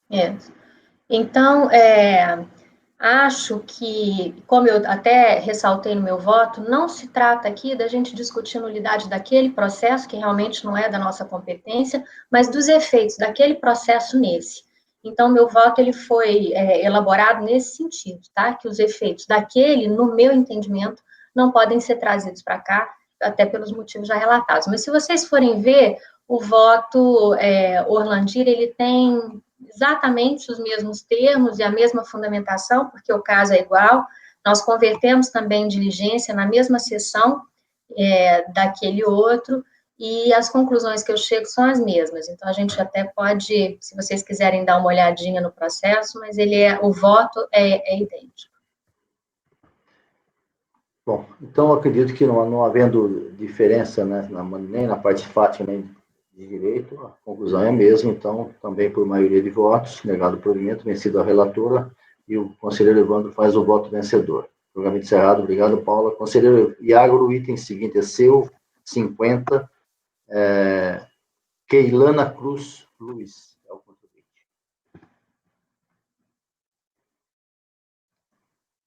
Iagro? Sim, trata-se de processo de simples, né, exclusão do simples nacional.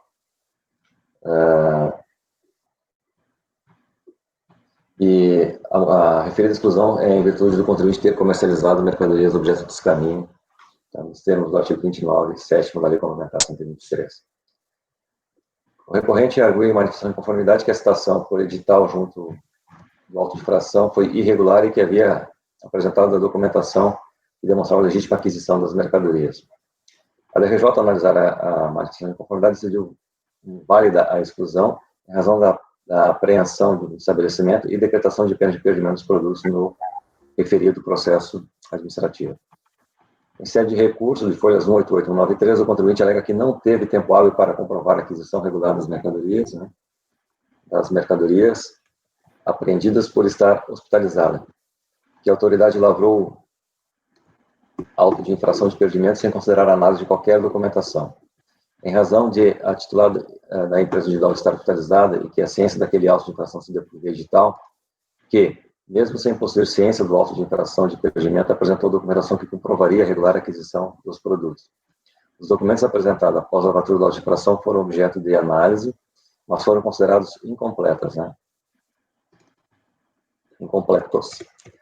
Em relação ao presente processo, repiso os argumentos de manifestação de conformidade, em especial de a citação por edital do auto de infração foi irregular, isto é, em desacordo com o decreto 7235, e que havia apresentado a documentação de aquisição regular das mercadorias. Ressalta que não houve prática de descaminho, pois apresentou as notas fiscais de aquisição dos produtos sobre os quais foi decretado o perdimento. Afinal, requer seja declarada a insubsistência do ADR. O recurso é tempestivo, e dele tomo conhecimento. São dois pontos importantes. O primeiro, da nulidade de ciência do auto de infração da pena de perdimento. É um assunto muito parecido com o que tratamos aqui. O sujeito passivo alega que a ciência via edital do PAF, que trata da prevenção de pena de perdimento, juntado ao processo, folhas 10 a 55, possui vício ao não observar regra de subsidiariedade prevista no artigo 23 do 7235. Apenas a título de esclarecimento, a hora recorrente registra que a matéria sobre importação irregular de mercadoria estrangeira, como, por exemplo, objeto de descaminho, tem regulação específica na legislação aduaneira, artigo 27 do Decreto-Lei 1455 de 76, e não prevê regra de subsidiariedade análoga ao artigo 23 do 7235. O decreto, aí eu passo aqui a questão do decreto, do que regula o regulamento aduaneiro, que feita a intimação por pessoal ou edital. Assim, em que pese a matéria ser estranha ao presente processo e sobre a qual a primeira sessão de julgamento do CARF não possui competência, registre-se como absolutamente correta a decisão de primeira instância em não conhecer as alegações de vício no processo de apreensão da pena de perdimento. O presente processo versa sobre a exclusão do Simples Nacional, materializado por ADE, sobre o qual não há qualquer alegação de vício sobre a ciência deste ato. Assim, não deve ser conhecido o presente recurso voluntário em relação à matéria denominada nulidade de citação por edital da autenticação de perdimento de mercadorias. E tem 1.3, comprovação das aquisições regulares das mercadorias objeto de perdimento. No mesmo sentido, ao tópico anterior, trata-se de matéria estranha ao presente processo, sobre a qual a primeira sessão do CARF não possui competência. Todavia, com o objetivo de esclarecer os fatos ao sujeito passivo, informa-se que a alegada comprovação da aquisição regular das mercadorias, objeto de apreensão, foi objeto de análise, ainda que posterior à lavratura do laudo de infração, e não foi acolhida no PAF da pena que foi aplicada a pena de perdimento. Dessa forma, o segundo argumento aduzido no recurso voluntário, comprovação das mercadorias objeto de perdimento, igualmente não deve ser conhecido por matéria estranha para o processo de exclusão do simples nacional. Mérito. À exceção dos argumentos relativos aos eventuais vícios do PAF, da pena de perdimento, a recorrente não apresenta qualquer argumento que afaste a edição do ADE. Sobre esse ponto, registre-se a previsão constante de exclusão, constante no artigo 29, inciso 7, da Lei Complementar 123. Como bem observado na decisão de primeira instância, neste processo caberia ao sujeito passivo demonstrar de forma inequívoca que não incorreu na hipótese de comercialização de mercadoria objeto de contrabando ou descaminho, mediante a apresentação de todos os documentos requeridos pela fiscalização, o que não logrou fazer. De fato, desnecessário, se não impossível, provar que os produtos foram comercializados, pois antes de o serem, foram apreendidos pelo fisco estadual em decorrência de terem sido introduzidos no país de forma irregular. A finalidade da consequência legal pela exclusão em comento não é a de não permitir que as empresas optantes do regime favorecido do Simples Nacional, isto é, detentor de um favor fiscal, concorram de forma ilegal em detrimento da indústria nacional, ou seja, evitar a insólita situação de renúncia fiscal por parte do Estado para beneficiar quem prejudica o mercado concorrencial lícito. Evidentemente que a expressão comercializar mercadorias não se restringe apenas e exclusivamente às hipóteses em que fosse verificado in loco pela autoridade tributária a ocorrência de atos de mercância com mercadoria objeto de descaminho ou contrabando. Invoca-se essa quase absurda hipótese justamente porque é fato notório, portanto desnecessário provar, que uma mercadoria introduzida no estoque de uma empresa de forma ilícita, em decorrência de descaminho ou contrabando, por exemplo, obviamente não terá saída de estoque via nota fiscal, sob pena de evidenciar prova de sonegação fiscal. Assim, a interpretação adequada e coerente com a finalidade do artigo 29.7 da Lei Complementar é aquela que implica exclusão do Simples Nacional da empresa que mantém em seu estoque ou expostos à venda para comercialização de mercadorias de objetos de contrabando desse caminho. Em face desse ponto, o voto de negar provimento. Esse é o voto. O relator negar o assunto já conhecido, vamos à manifestação. Paulo. Não, só queria saber, ele se defendeu no processo de perdimento, então, né? Mesmo alegando não ter sido intimado via edital, ter sido citado via edital, a recorrente explica que ela acostou a documentação, apresentou defesa lá, mas a defesa foi considerada incompleta, correto? Eu fiz essa análise, Paula, na parte antes do conhecimento ali, né? Antes no mérito, no preliminar de mérito, fiz essa observação que ele já discutiu isso e foi analisado. Mas mesmo que não tivesse sido, eu ia dizer que isso era matéria estranha, e foi o que eu fiz ali, entendeu? Não, tudo bem, é porque a minha tese é que ela deveria ter tido oportunidade, né, no caso anterior, por exemplo, de se defender no outro processo. Mas nesse caso que você está julgando agora, ela teve a oportunidade. Também teve. Ainda que ela tenha sido intimada via edital, ela se defendeu naquele processo e o resultado daquele processo foi de que a documentação para que ela... E tem 1.13 aí. Está no item 1.13. Tá? Exato. Então, é um caso diferente do que eu julguei, do que a gente julgou anteriormente. Eu não quis discutir eu entendo. Volta da relatoria, porque eu entendo que realmente são coisas independentes, nós não temos competência. Eu faço essa observação no voto aqui. Mas, de qualquer forma, no processo aqui que eu relatei, havia uma cópia integral do outro processo. Né? Sim. Tá. Alguém mais? Votando, Marco. Só para esclarecer, a Paula, ela recebeu lá e ela se pediu dilação de prazo. Aí depois ela não se manifestou mais e teve termo de revelia. Tá? Então, foi esse o desencadeamento lá do outro processo. Eu acompanho o relator. Pagano. Com o relator, presidente. Evandro. Com o relator. Júnior. Com o relator. Paula. Considerando o voto do relator de que a contribuinte, foi entendido que a documentação que a contribuinte apresentou foi insuficiente para afastar a comercialização de mercadoria e objetos de contrabando, eu vou com o relator. Luciano. Com o relator, presidente. Também unânime, negado o provimento, mantida a exclusão. Continuando, Iago, a sua relatoria ainda item 51, Mercado Maicon Limitada. Ok.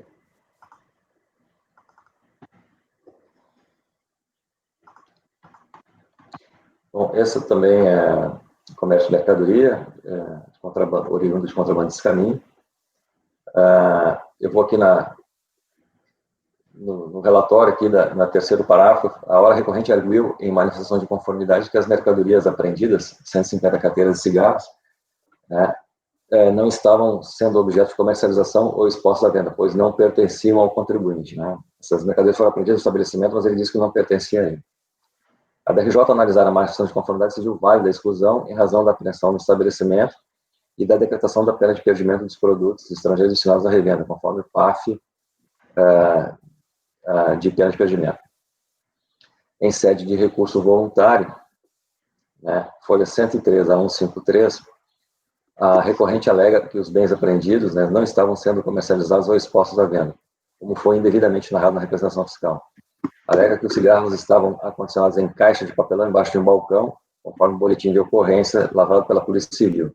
Sobre esse ponto, alega que a hipótese do artigo 29, né, não restou comprovada, fato que ofende o princípio da legalidade tributária. Aduz ainda a existência de cerceamento de defesa no acórdão de primeira instância que indeferiu o pedido de produção de prova testemunhal para demonstrar a não comercialização e a propriedade de cigarros apreendidos. Alega ofensa ao princípio da verdade material da decisão de primeira instância, ao não discutir a origem dos cigarros apreendidos, em razão da revelia do processo de perdimento, de assumir como presumida a comercialização dos mesmos. Esse ponto cita o presidente TRF, precedente do TRF4. Informa que a empresa familiar que exerce o comércio varejista com predominância de produtos alimentícios no mercado e que até então não possuía qualquer pendência fiscal, razão pela qual requer ser afastado o ato de exclusão, requer ainda a aplicação dos princípios da razoabilidade e da proporcionalidade e da insignificância, visto que os cigarros apreendidos foram avaliados em R$ 675 e que a exclusão do Simples Nacional levaria a empresa à falência. Pugna, ao final, pelo provimento do recurso, a anulação da ADE de exclusão. Ao final, requer de forma subsidiária que mantido o ADE, seja isenta das obrigações de apresentar obrigações acessórias. Né? Deixa eu só corrigir aqui. O relatório, né, o recurso é tempestivo. Primeiro ponto, então, em preliminar ainda, de ofensa ao princípio da verdade material sobre a origem e propriedade dos cigarros apreendidos. Na mesma linha do anterior, o objetivo alega que a discussão de primeira instância não observou o princípio da verdade material, não investigar a real origem e propriedade dos cigarros apreendidos. A procedência dos cigarros e a propriedade dos mesmos é matéria estranha ao presente processo, tendo sido objeto de discussão e decisão no PAF, que trata da apreensão e pena de perdimento. Conforme consignado a decisão de primeira instância, após regular ciência do autuado, foi a revelia do contribuinte, cópia do termo de revelia de folhas 12, e a aplicação da pena de perdimento das mercadorias encontradas. Da mesma forma, não conheço a alegação de vício da decisão de primeira instância sobre a matéria, sobre a qual a primeira sessão de julgamento do CARF não tem competência e foi objeto de decisão em processo específico que tem regulação específica na legislação aduaneira, artigo 27, parágrafo 1º do Decreto-Lei 14.5576. Da preliminar de nulidade da decisão de primeira instância em razão do cerceamento de defesa. O sujeito passivo alega a nulidade da decisão de primeira instância que indeferiu o pedido de produção de prova testemunhal para demonstrar a não comercialização e propriedade de cigarros apreendidos. O artigo 592 da Declaração do C5, que regula o PAF, determina serem nulas as decisões proferidas com preterição de direito de defesa. Em relação à propriedade dos bens apreendidos, como destacado anteriormente, a matéria é estranha ao presente processo, tendo sido objeto de discussão e decisão no PAF que trata a pena de perdimento. Logo, não se pode falar em cerceamento de defesa sobre a matéria que o julgador não tem competência para se pronunciar. Sobre a questão do não deferimento de prova testemunhal, não se vislumbra vício quando a negativa foi suficientemente fundamentada conforme o seguinte trecho da requerida decisão.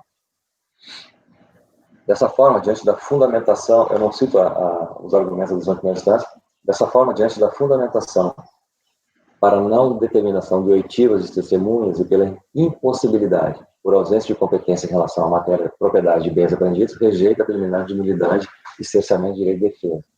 Mérito. Uma vez afastada a matéria que diz respeito à propriedade dos bens, objeto de apreensão da pena de perdimento, as razões de mérito cingem-se sobre dois aspectos. De que os cigarros apreendidos não estavam sendo comercializados ou expostos à venda conforme artigo 23.7 da Lei Complementar 123. E 2, a aplicação dos princípios de razoabilidade e proporcionalidade e da insignificância, visto que os cigarros apreendidos foram avaliados em R$ 635 e que a exclusão dos simples levaria a empresa à falência. Primeiro ponto do mérito é da comercialização dos produtos apreendidos. O ato de exclusão, como relatado, decorre da constatação de que o sujeito passivo mantinha em seus estabelecimentos produtos oriundos de contrabando destinados à comercialização conforme representação, exclusão do Simples Nacional de folhas 2 e 3. Cito o artigo da lei complementar que trata da exclusão. O sujeito passivo tem como atividade econômica principal o comércio varejista de mercadorias em geral, com predominância de produtos alimentícios, mini-mercado, mercearia, conforme consignado no recurso voluntário.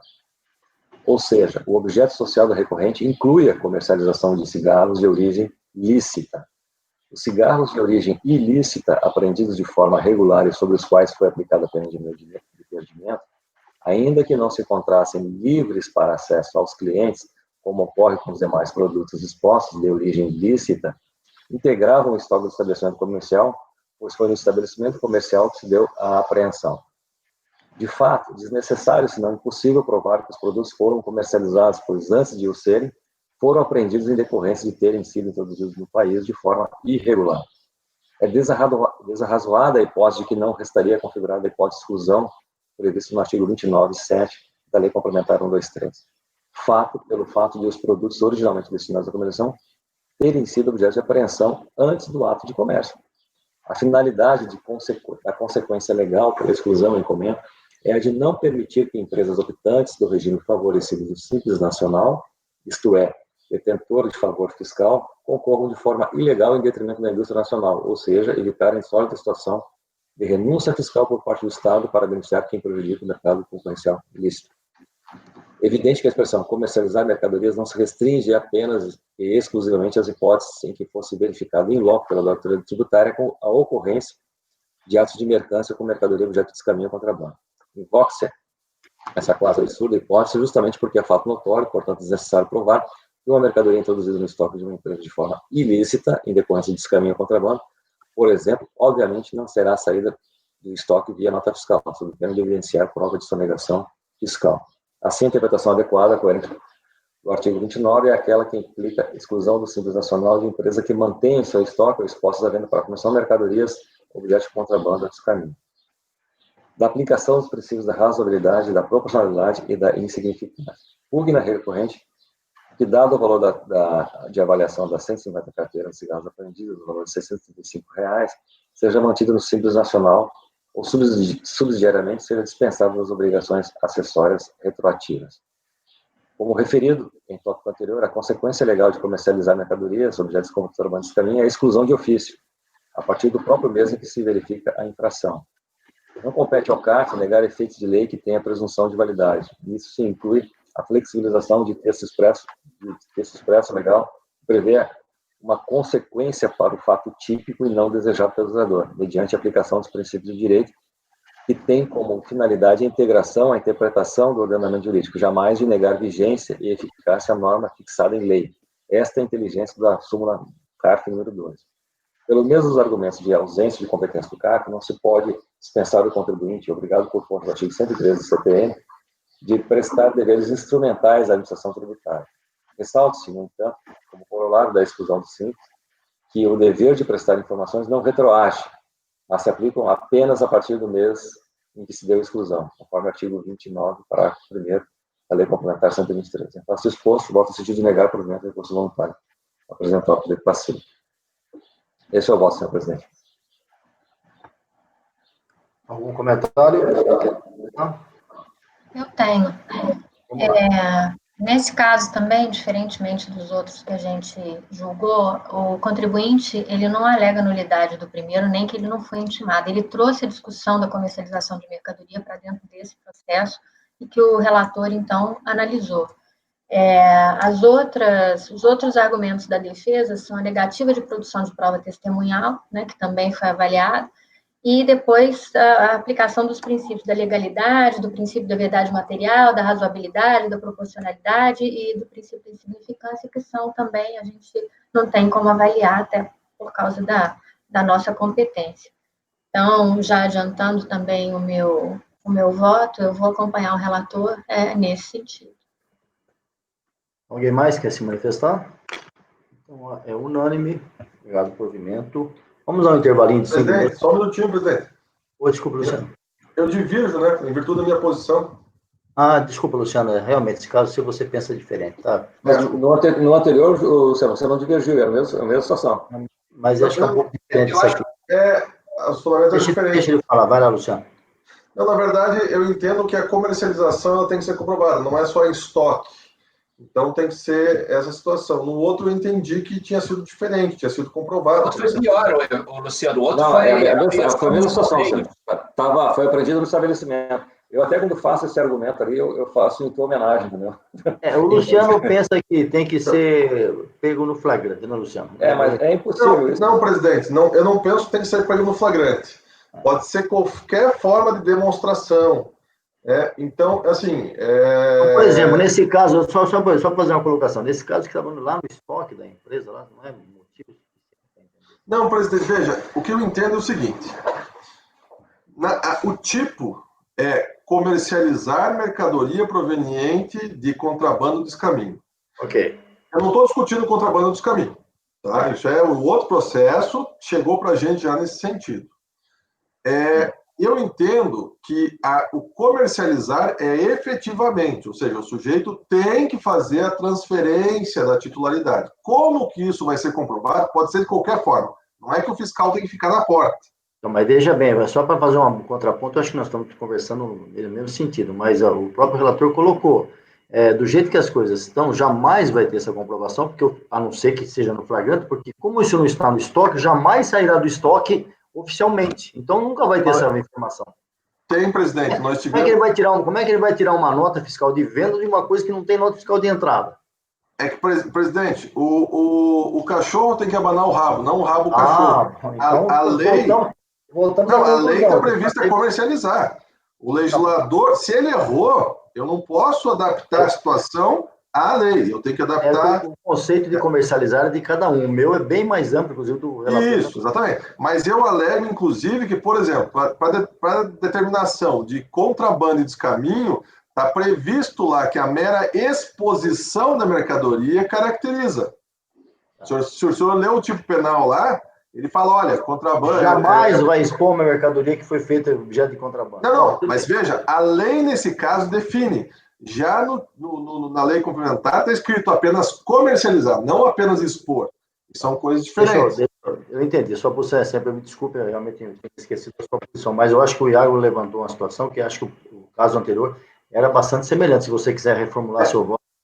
Então, eu quero, presidente, por favor, eu peço desculpas que eu entendi errado. Então, eu peço desculpas também. Tá? No anterior também eu sou divergente, então. Perfeito. Então, por maioria divergindo do conselheiro Luciano, esses dois processos, 50 e 51, vamos dar um intervalinho de 5 minutos apenas para um cafezinho, mais 5 minutos realmente, por gentileza. Patrícia, suspendendo a sessão.